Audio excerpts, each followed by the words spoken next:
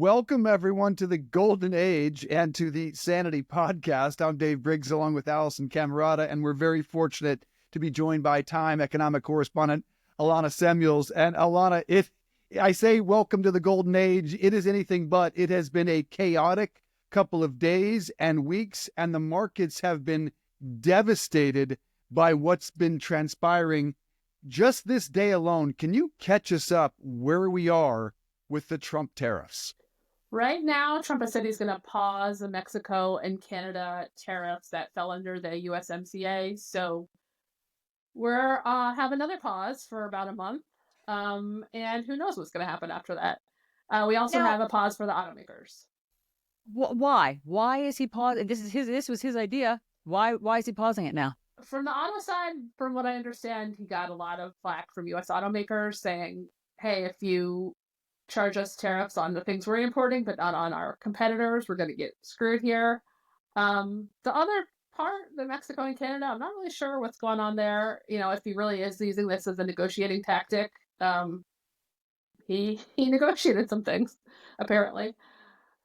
It all begs the question, what was this all about? Because first it was immigration, and now we know the southern border, where the issue is, 25 years, the lowest numbers we've seen. And then he made it about fentanyl, in which the northern border, there's essentially none coming across, 40 pounds a year.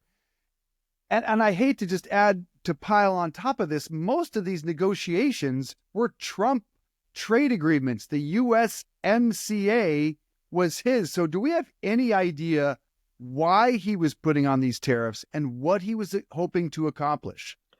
No, I mean, I think if you look at what the market's been doing the last couple of days, you can see why he would have paused them.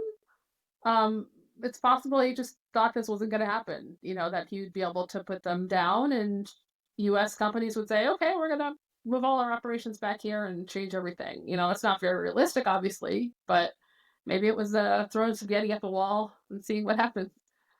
You know, Dave, I do wonder about that. I wonder if Trump has been so much in his own media bubble where obviously he watches the media that so cater to him and they're so obsequious, basically, that he really thought that he could do this without Do what? that he could say, I'm going to put on tariffs without any massive repercussions for the economy. It's interesting you say the media bubble, because Alana, on Fox Business of all networks, he was giving remarks about the tariffs, and they put up the markets and showed how they were dropping while he was speaking. So his chosen network to watch was showing how he was sinking the markets. And ultimately, Alana, how important is the stock market to Donald Trump? And is that ultimately what paused things? I mean, I think it's not just the stock market, but what these big companies and big CEOs are saying. You can't win Michigan and then really do some things that are going to really hurt employment in Michigan, that really target the auto industry in Michigan. You can't say you're going to make America great again and then put the auto companies in the US in danger of really completely failing, maybe another bankruptcy. So I think it's not just the stock market, but that certainly, has him seeing red, for lack of a better expression. If it's not just the stock market, give us a status report on where we are. What's happened with the economy? So the various metrics, employment, the stock market, inflation in the past, just 45 days. Yeah, what's happened? Well, so we're going to get a lot of information tomorrow with the job numbers, but Challenger just reported today that there's something like 300,000 job cuts.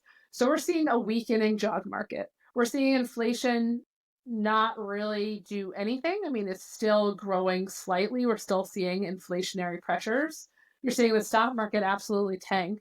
And you're seeing a lot of companies, not say it necessarily publicly, but start to think about layoffs. Not just the federal government is doing layoffs. There are also bigger companies doing layoffs. And so we're getting to this place where inflation is still happening and the economy is not looking so great. I'm not going to use the R word, but it's certainly